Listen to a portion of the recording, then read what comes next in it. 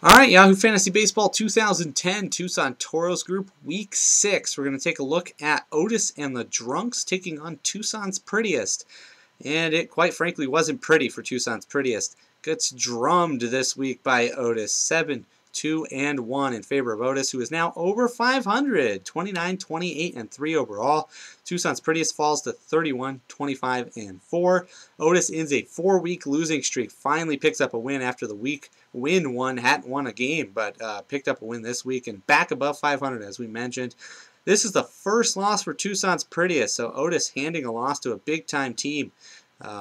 Breaking it down, the highs and lows for Otis. Otis had a season high, or a season best, we should say, in ERA and WHIP. By far the best pitching week of the season for Otis. 3 pitchers had a 0 ERA, and 3 of them came home with a 3 of them came home with a WHIP under 1. That's fantastic pitching stats for a team that's had a nasty ERA and WHIP to start the year. Otis, though, also had a season low in runs, and we want to point out no saves this week. 3 out of the first 6 weeks has not had a save. Tucson's Prettiest, no highs for the season this week, but definitely set season lows in runs, homers, RBIs, and wins. Was averaging 9 homers a week before this week. Had a disappointing output in the home run category this week. On the offensive side, Otis took 4 out of 5 and split stolen bases.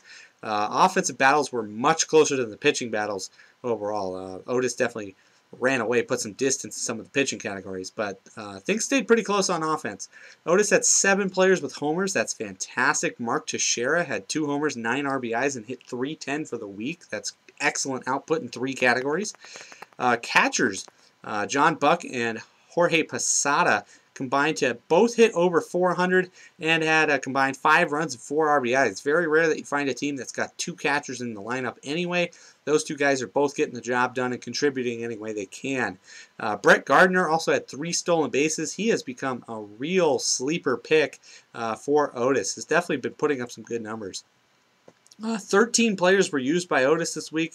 Just 2 hit under 200. So 11 players hit over 200 for the week, and 11 players had at least 1 run. That's fantastic output by the, efficient output by the Otis offense. Tucson's Prettiest, not making roster changes, has 2 players that aren't on an active roster and 1 that's on a DL. This is finally hurting the team. The team's been off to a fantastic start despite these discrepancies, or these defective statistics, but Tucson's finally had that catch up to him this week, and could be losing Andre Ethier going forward, so this is something that the ownership may want to take a look at.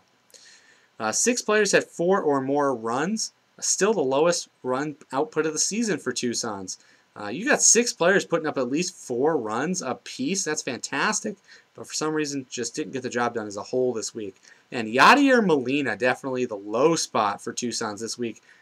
Didn't provide anything to the team. No hits, no runs, or I should say no runs, no homers, no stolen bases. Hit just .067 from the plate this week. Terrible stats out of Yadier Molina. On the mound, Otis took 3 out of 5. Otis finally lowered that wild ERA to 5.55 on the year. It's the first week this season Otis has had an ERA under 4.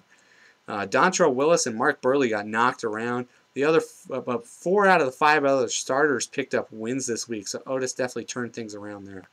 3 pitchers had an ERA of 0 this week. That's fantastic. The team just lacks a closer, though. Otis may want to take a look at picking up somebody who's at least got a better shot of becoming a closer, if not a closer right now, or possibly look at making a trade, because without the closer, there's just no chance of picking up saves. That's at least one category that goes against you every week. For Tucson's Prettiest, just 1 win from the pitching staff. That was out of Daisuke Matsuzaka. 5 pitchers with an ERA over 4. That's not going to get the job done. Phil Koch got rocked, the Detroit Tigers pitcher. 12 ERA for the week. Took saves, though, but Francisco Cordero, a 4.5 ERA to go with those 2 saves, and a 2.5 WHIP. That's disastrous. That's almost counterproductive when you consider that the 2 saves also hurt the ERA and WHIP categories that bad. Both teams have DL players, the disabled list players. I want to point out, if you take your DL players and you move them down to your bench, a separate slot will open up only for them, labeled DL. If you drop them in the DL slot, they go on your disabled list, which means you can go pick up another player and replace them until that player on the DL is healthy again. Something these owners might want to take a look at as far as getting productive, healthy players in the lineup and utilizing the bench to the fullest extent. Moving forward, though, Otis and the Drunks out on the big win is now 8th in the standings, 2.5 games out of 6, so that's fantastic. Remember, the top 6 make the playoffs, so you got to be in that top 6 group. And taking on Koufax's Revenge next week. Koufax's Revenge is a team that's had some highs and lows. Otis is looking to probably build some momentum, and both teams are kind of in the middle of the standings, so it's going to be a big-time matchup for those teams. Tucson's Prettiest is now 6th in the standings after the first loss of the year, now 8 games out of 1st, so still in touch with the leaders. Taking on AZ Padres in what's probably going to be another tough matchup for Tucson's going forward. So going to be interesting to see how those teams shake out in the middle of the pack.